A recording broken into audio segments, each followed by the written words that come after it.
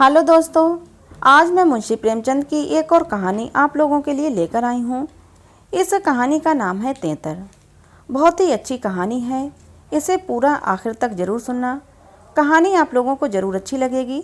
कहानी अच्छी लगे तो प्लीज़ इसे एक लाइक और हमारे चैनल को सब्सक्राइब ज़रूर कर लेना, जिससे कि ऐसी ही मनोहर कहानियाँ आप लोगों को मिलती रहें। चलिए बढ़ते हैं कहानी की तरफ। आखिर वही हुआ जिसकी आशंका थी, जिसकी चिंता में घर के सभी लोग और विशेषता प्रसूता पड़ी हुई थी।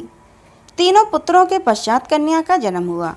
माता सौर में सूख गई, पिता बाहर आंगन में सूख गए और वृद्ध माता द्वार पर सूख गई।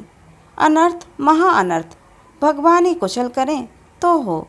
ये पुत्री नहीं राक्षसी है, राक्षसी। इस अभाग्नि को इसी घर में आना था। आना ही था तो कुछ दिन पहले क्यों ना आई। भगवान सातवें शत्रु के घर भी तेतर का जन्म ना दे। पिता का नाम था पंडित दामोदर दत्त। शिक्षित आदमी थे, शिक्षा विभाग में ही नौकर भी थे। मगर इस संस्कार को कैसे मिटा देते जो परंपरा से हृदय में जमा हुआ था कि तीसरे बेटे की पीठ पर होने वाली कन्या अभागिन होती है, या पिता को लेती है या फिर किसी अपने को। उनकी वृद्ध माता लगी नवजात कन्या को पानी पी पीकर कोसने। कलमुही है कलमुही, न जाने यहाँ क्या करने आई है। किसी बांझ के घर जाती तो उसके दिन फिर जाते। दामोदर दत्त दिल में तो घबराए हुए थे, पर माता को समझाने लगे, अम्मा तेतर बेतर कुछ नहीं, भगवान की इच्छा होती है वही होता है। ईश्वर चाहेंगे तो सब कुशल ही होगा। गाने वालियों को बुला लो, नहीं लोग कहेंगे 3 बेटे हुए तो कैसे फूले फिरते थे, 1 बेटी हो गई तो घर में कोहराम मच गया। माता, अरे बेटा तुम क्या जानो इन बातों को, मेरे सिर तो बीत चुकी है, प्राण नहों में समाया हुआ है। तेतर ही के जन्म से तुम्हारे दादा का देहांत हुआ, तभी से तेतर का नाम सुनते ही मेरा कलेजा कांप उठता है। दामोदर, इस कष्ट के निवारण का कोई तो उपाय होगा। माता, उपाय बताने को तो बहुत हैं, पंडित जी से पूछो तो कोई ना कोई उपाय बता ही देंगे, पर इससे कुछ होता नहीं है। मैंने कौन से अनुष्ठान नहीं किए। पंडित जी की तो मुट्ठियां गर्म हुई, पर यहाँ पर तो जो सिर पर पड़ना था वो पड़ ही गया। अब टके के पंडित रह गए हैं, जजमान मरे या जिए उनकी बला से, उनकी तो बस दक्षिणा मिलनी चाहिए। फिर धीरे से, लड़की दुबली पतली भी तो नहीं है, तीनों लड़कों से हष्ट पुष्ट है, बड़ी बड़ी आंखें हैं, पतले पतले लाल लाल ओंठ हैं जैसे गुलाब की पत्ती, गोरा चिट्टा रंग है, लंबी सी नाक है। कलमुही नहलाते समय रोई भी नहीं, टुकुर टुकुर ताकती रही। ये सब लक्षण कुछ अच्छे थोड़ी हैं। दामोदर दत्त के तीनों लड़के सांवले थे, कुछ विशेष रूपवान भी न थे। लड़की के रूप का बखान सुनकर उनका चित्त कुछ प्रसन्न हुआ। बोले, अम्मा जी तुम भगवान का नाम लेकर गाने वालियों को बुला भेजो, गाना बजाना होने दो, भाग में जो कुछ है वो तो होगा ही। माता जी तो हुलसता नहीं, क्या करूं। दामोदर दत्त, गाना ना होने से कष्ट का निवारण तो होगा नहीं कि हो जाएगा। अगर इतने सस्ते जान छूटे तो ना कराओ गाना। माता, बुला लेती हूँ बेटा, जो कुछ होना था वो तो हो गया। इतने में दाई ने सौर में से पुकार कर कहा, बहू जी कहती हैं गाना वाना कराने का कोई काम नहीं है। माता, भला उनसे कहो चुप बैठी रहे, बाहर निकलकर मनमानी करेंगी। 12 ही दिन है, बहुत दिन नहीं है। बहुत तो इतराती फिरती थी, ये ना करूँगी वो ना करूँगी, देवी क्या है। मर्दों की बातें सुनकर वही रट लगाने लगी थी, तो अब चुपके से बैठती क्यों नहीं।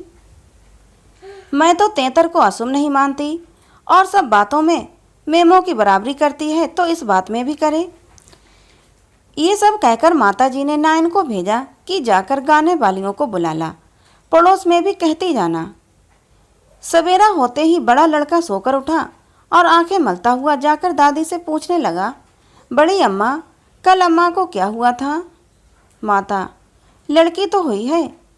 बालक को खुशी से उछलकर बोला, ओहो, पैजनियाँ पहन पहन कर छुन छुन चलेगी, जरा मुझे दिखा दो दादी जी। माता, अरे क्या सौर में जाएगा, पागल हो गया है क्या। लड़के की उत्सुकता न मानी, सौर के द्वार पर जाकर खड़ा हो गया और बोला, अम्मा जरा बच्ची को मुझे दिखा दो। दाई ने कहा, बच्ची अभी सोती है। बालक, जरा दिखा दो गोद में लेकर। दाई ने कन्या उसे दिखा दी तो वहां से दौड़ता हुआ अपने छोटे भाइयों के पास पहुंचा और उन्हें जगह जगह कर खुशखबरी सुनाई। एक बोला, नन्ही सी होगी। बड़ा, बिल्कुल नन्ही सी, जैसे बड़ी गुड़िया, ऐसी गोरी है कि क्या किसी साहब की लड़की होगी। ये लड़की तो मैं लूँगा। सबसे छोटा बोला, हमको भी दिखा दो। तीनों मिलकर लड़की को देखने आए और वहाँ से बगले बजाते उछलते कूदते बाहर आए। बड़ा, देखा कैसी है। मंझला, कैसी आंखें बंद किए पड़ी हुई है। छोटा बोला, हमें भी देना। बड़ा, खूब द्वार पर बारात आएगी, हाथी घोड़े बाजे आतिशबाजी सब कुछ होगा। मंझला और छोटा ऐसे मगन हो रहे थे मानो वो मनोहर दृश्य आंखों के सामने है। उनके सरल नेत्र मनोल्लास से चमक रहे थे। मंझला बोला, फुलवारियाँ भी होंगी। छोटा बोला, हम भी पूल लेंगे। छुट्टी भी हुई, बहरी भी हुई, गाना बजाना, खाना पिलाना, देना दिलाना सब कुछ हुआ, पर रस्म पूरी करने के लिए दिल से नहीं, खुशी से नहीं। लड़की दिन दिन दुर्बल और अस्वस्थ होती जाती थी। माँ उसे दोनों वक्त अफीम खिला देती और बालिका दिन और रात नशे में बेहोश पड़ी रहती। जरा सा नशा उतरता तो भूख से बिकल होकर रोने लगती। माँ कुछ ऊपरी दूध पिलाकर अफीम फिर से खिला देती। आश्चर्य की बात तो ये थी कि अब की उसकी छाती में दूध नहीं उतरा। यूं भी उसे दूध देर से उतरता था, पर लड़कों की वारी उसे नाना प्रकार की दूध वर्धक औषधियाँ खिलाई जाती थीं। बार बार शिशु को छाती से लगाया जाता था, यहाँ तक कि दूध किसी न किसी तरह उतर ही आता था। पर अब की ये योजनाएं न की गई थीं। फूल सी बच्ची कुम्हलाती जाती थी। माँ तो कभी उसकी ओर ताकती भी न थी। हाँ, नायन कभी चुटकियाँ बजाकर चुमकारती तो शिशु के मुख पर ऐसी दयनीय, ऐसी करुण वेदना अंकित दिखाई देती कि वो आंखें पोंछती हुई चली जाती थी। बहू से कुछ कहने सुनने का साहस न पड़ता। बड़ा लड़का सिद्धू बार बार कहता, अम्मा बच्ची को दो, बाहर लेकर जाऊंगा, पर माँ उसे झिड़क देती थी। 3-4 महीने हो गए। दामोदर दत्त रात को पानी पीने उठे तो देखा कि बालिका जाग रही है। सामने ताक पर मीठे तेल का दीपक जल रहा था। लड़की टकटकी बांधे उसी दीपक की ओर देखती थी और अपना अंगूठा चूसने में मगन थी। चुप चुप की आवाज़ें आ रही थीं। उसका मुख मुरझाया हुआ था, पर वो रोती न थी, न हाथ पैर फेंकती थी। बस अंगूठा पीने में ऐसी मगन थी मानो उसमें सुधा रस भरा हुआ है। वो माता के स्तनों की ओर मुंह भी न फेरती थी, मानो उसका उन पर कोई अधिकार ही नहीं है, उसके लिए वहाँ कोई आशा ही नहीं है। बाबू साहब को उस पर दया आई। इस बेचारी का मेरे घर जन्म लेने में क्या दोष है? मुझ पर या इसकी माता पर कुछ आकर पड़े भी तो इसमें इसका क्या अपराध है? हम कुछ कल्पित अनिष्ट के कारण इसका कितना तिरस्कार कर रहे हैं, कितनी निर्दयता कर रहे हैं। माना कि कुछ अमंगल हो भी जाए तो क्या उसके भय से इसके प्राण ले लिए जाएंगे? अगर अपराधी है तो मेरा प्रारब्ध है। इस नन्हे से बच्चे के प्रति हमारी कठोरता क्या ईश्वर को अच्छी लगती होगी? उन्होंने उसे गोद में उठा लिया और उसका मुख चूमने लगे। लड़की को कदाचित पहली बार सच्चे स्नेह का ज्ञान हुआ। वो हाथ पैर उछालकर गूं गूं करने लगी और दीपक की ओर हाथ फैलाने लगी। उसे जीवन ज्योति सी मिल गई। प्रातःकाल दामोदर दत्त ने लड़की को गोद में उठा लिया और बाहर लाए। स्त्री ने बार बार कहा, उसे पड़ी रहने दो, ऐसी कौन सी बड़ी सुंदर है, अभागिन रात दिन तो प्राण खाती रहती है, मर भी नहीं जाती कि जान छूट जाए। किंतु दामोदर दत्त ने ना माना। उसे बाहर लाए और अपने बच्चों के साथ बैठकर खिलाने लगे। उनके मकान के सामने थोड़ी सी जमीन पड़ी हुई थी। पड़ोस के किसी आदमी की एक बकरी उसमें आकर चरा करती थी। इस समय भी वो चर रही थी। बाबू साहब ने बड़े लड़के से कहा, सिद्धू जरा उस बकरी को पकड़ो, इसे दूध पिलाते हैं, शायद भूखी है बेचारी। देखो तुम्हारी नन्ही सी बहन है ना, इसे रोज हवा में खिलाया करो। सिद्धू को दिल लगी हाथ आई। उसका छोटा भाई भी दौड़ा। दोनों ने घेर कर बकरी को पकड़ा और उसका कान पकड़े हुए सामने लाए। पिता ने शिशु का मुंह बकरी के थन में लगा दिया। लड़की चुबलाने लगी और एक क्षण में दूध की धार उसके मुंह में जाने लगी, मानो टिमटिमाते दीपक में तेल पड़ जाए। लड़की का मुंह खिल उठा। आज शायद पहली बार उसकी क्षुधा तृप्त हुई थी। वो पिता की गोद में हुमक हुमक कर खेलने लगी। लड़कों ने भी उसे खूब नचाया, खूब कुदाया। उस दिन से सिद्धू को मनोरंजन का एक नया विषय मिल गया। बालकों को बच्चों से बहुत प्रेम होता है। अगर किसी घोंसले में चिड़िया का बच्चा देख पाएं तो बार बार वहां जाएंगे। देखेंगे कि माता बच्चे को कैसे दाना चुगाती है, बच्चा कैसे चोंच खोलता है, कैसे दाना लेते समय परों को फड़फड़ाकर चेंचे करता है। आपस में बड़े गंभीर भाव से उसकी चर्चा करेंगे। अपने अन्य साथियों को ले जाकर उसे दिखाएंगे। सिद्धू ताक में लगा रहता। कभी दिन में 2-2, 3-3 बार भी दूध पिला देता। बकरी को भूसी चोकर खिलाकर ऐसा परचा लिया था कि वो स्वयं चोकर के लोभ से चली आती थी और दूध देकर चली जाती थी। इस भांति कोई 1 महीना गुजर गया। लड़की हष्टपुष्ट हो गई। मुख पुष्प के समान विकसित हो गया। आंखें जग उठी। शिशुकाल की सरल आभा मन को हरने लगी। माता उसको देख देख कर चकित होती थी। किसी से कुछ कह तो न सकती थी, पर दिल में आशंका होती थी कि अब वो मरने की नहीं, हम ही लोगों के सिर जाएगी। कदाचित ईश्वर उसकी रक्षा कर रहे हैं, जब भी तो दिन दिन निखरती आती है। नहीं, अब तक ईश्वर के घर पहुंच गई होती। मगर दादी माता से कहीं ज़्यादा चिंतित थीं। उसे भ्रम होने लगा कि वो बच्चे को खूब दूध पिला रही है, सांप को पाल रही है। शिशु की ओर आंख उठाकर भी न देखती। यहाँ तक कि एक दिन कह बैठी, लड़की का बड़ा छो करती हो। हाँ भाई, माँ हो कि नहीं, तुम न छो करोगी तो कौन करेगा। अम्मा जी, ईश्वर जानते हैं जो मैं इसे दूध पिलाती हूँ। अरे तो मैं मना थोड़ी ही करती हूँ। मुझे क्या गरज पड़ी है कि मुफ्त में अपने ऊपर पाप लूँ। कुछ मेरे सिर तो जाएगी नहीं। अब आपको विश्वास ही ना आए तो मैं क्या करूँ। मुझे पागल समझती हो। वो हवा पी पी कर क्या ऐसी हो रही है। भगवान जाने अम्मा, मुझे तो खुद अचरज होता है। बहू ने बहुत निर्दोषता जताई, किंतु वृद्धा सास को विश्वास न आया। उसने समझा ये मेरी शंका को निर्मूल समझती है, मानो मुझे इस बच्ची से कोई बैर है। उसके मन में ये भाव अंकुरित होने लगा कि इसे कुछ हो जाए तो ये समझे कि मैं झूठ नहीं कहती थी। वो जिन प्राणियों को अपने प्राणों से भी अधिक समझती थी, उन्हीं लोगों की अमंगल कामना करने लगी, केवल इसलिए कि मेरी शंकाएं सत्य हो जाएं। वो ये तो नहीं चाहती थी कि कोई मर जाए, पर इतना अवश्य चाहती थी कि किसी के बहाने से मैं ये चेता दूं कि देखा, तुमने मेरा कहा न माना, ये उसी का फल है। उधर सास की ओर से ज्यों-ज्यों ये देश भाव प्रकट होता था, बहू का कन्या के प्रति इसने भाव बढ़ता था। ईश्वर से मनाती रहती थी कि किसी भांति 1 साल कुशल से कट जाता तो इनसे पूछती। कुछ लड़की का भोला भाला चेहरा, कुछ अपने पति का प्रेम वात्सल्य देखकर भी उसको प्रोत्साहन मिलता था। विचित्र दशा हो रही थी। न दिल खोलकर प्यार ही कर सकती थी, न संपूर्ण रीति से निर्दय होते ही बनता था, न हंसते बनता था, न रोते बनता था। इस भांति 2 महीने और गुजर गए और कोई अनिष्ट न हुआ। फिर तो वृद्धा सास के पेट में चूहे दौड़ने लगे। बहू को 2-4 दिन ज्वर भी नहीं आता कि मेरी शंका की मर्यादा रह जाए। पुत्र भी किसी दिन बैलगाड़ी से नहीं गिर पड़ता। न बहू के मैके से ही किसी के स्वर्गवास की सुनावनी आती है। एक दिन दामोदर दत्त ने खुले तौर पर कह भी दिया कि अम्मा, ये सब ढकोसला है। 73 लड़कियां क्या दुनिया में होती ही नहीं, तो सबके सब माँ बाप मर ही जाते हैं क्या।